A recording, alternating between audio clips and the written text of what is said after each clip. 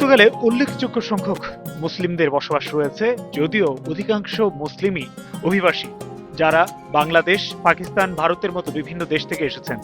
এছাড়াও মোজাম্বিক, অ্যাঙ্গোলার মতো আফ্রিকার দেশগুলোর মুসলিমরাও পর্তুগালে বসতি করেছেন একটি দীর্ঘ সময় ধরে। তারা রোজা উদযাপন করছেন। আমরা এই মুহূর্তে রয়েছি লিসবনের রুয়া দো বেনফর্মোসো।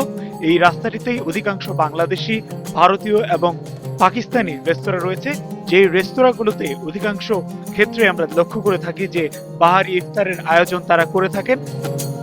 আমরা দেখতে পাচ্ছি এই সারিতেই ভোজন বাড়ি এবং স্পাইসি নামের দুটি বাংলাদেশি মালিকানাধীন রেস্তোরাঁ রয়েছে। আমরা এই রাস্তাটি দিয়ে শুরু করব, যে এই দুটি রেস্তোরাঁ দিয়ে শুরু করব, যে তাদের এই রেস্তোরাঁগুলোতে কি ধরনের ইফতারের আয়োজন তারা আজকে রেখেছেন।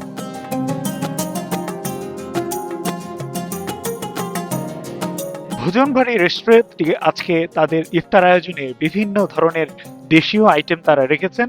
জিলাপি রয়েছে, পেঁয়াজু, বেগুনি, আলুর চপ, অর্থাৎ দেশীয় যে ধরনের আয়োজনগুলো আমরা লক্ষ্য করে থাকি, প্রায় সব ধরনের আইটেম তাদের এখানে রয়েছে। এছাড়াও রয়েছে বিরিয়ানি তারা রেখেছেন। এর বাইরে পেঁয়াজু, আমরা যেটি বলছিলাম যে সমুচা, আলুর চপ, তারপরে রোল, বিভিন্ন রকমের ফলমূলও তারা তাদের ইফতার আয়োজনে রেখেছেন। আমরা ভোজনবাড়ি রেস্তোরাঁর ইফতারির আয়োজন যারা করেছেন তাদের সাথে কথা বলবো। এখানে যে ইফতারগুলি রয়েছে এর বাইরেও তাদের আরো ইফতারের আয়োজন আছে কিনা ভেতরে, সেই বিষয়টা আমরা জানার চেষ্টা করব। বিরিয়ানি আছে, চিকেন বিরিয়ানি, তারপর আছে ছোলা, তারপর আছে পাকুড়া, তারপর আছে জিলাপি আছে, তারপরে রোল আছে, তারপর আছে বেগুন চপ আছে, আলু চপ আছে, তারপর আরো বিভিন্ন ধরনের আইটেম।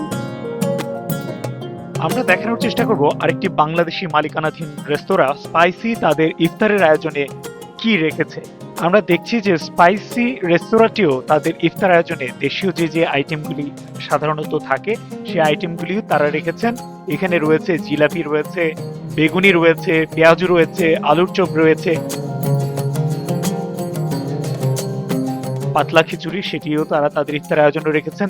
তাছাড়া ছোলার পাশাপাশি খেজুরের মতো অন্যান্য ফলমূলও তারা কিন্তু এই ইফতার আয়োজন রেখেছেন। এর বাইরেও আমরা যদি বলি যে বিভিন্ন মসজিদগুলোতে কিন্তু এখানে ইফতারের আয়োজন সাধারণত থেকে থাকে, এবং সেই মসজিদগুলো অনেক ক্ষেত্রে এসব রেস্তোরাঁ থেকে বিভিন্ন প্যাকেজের ইফতার তারা সংগ্রহ করে থাকেন।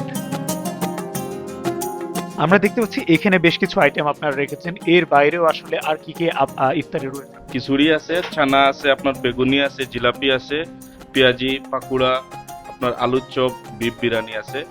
আর এর বাইরে আপনার এমনি আপনার যারা চায় তাদেরকে আমরা বিফ কারি এরকম দেই, অর্ডার দিলে আপনার সবকিছু দেই, মিক্স ভেজিটেবল।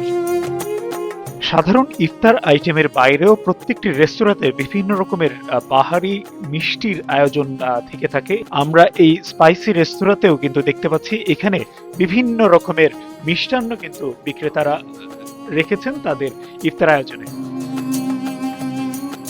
এই রাস্তাটিতে আরো বেশ কিছু বাংলাদেশি, ভারতীয়, পাকিস্তানি রেস্তোরাঁ রয়েছে। আমরা রোজার সামনের দিনগুলিতে ওই সব রেস্তোরাঁগুলোতে কি ধরনের ইফতারের আয়োজন রয়েছে সেটি দেখানোর চেষ্টা করব। এই ছিল আসলে পর্তুগালের রাজধানী লিসবনের বাংলাদেশি অধ্যুষিত এলাকার রাস্তার বা বিভিন্ন রেস্তোরাঁর ইফতারের সবশেষ খবর।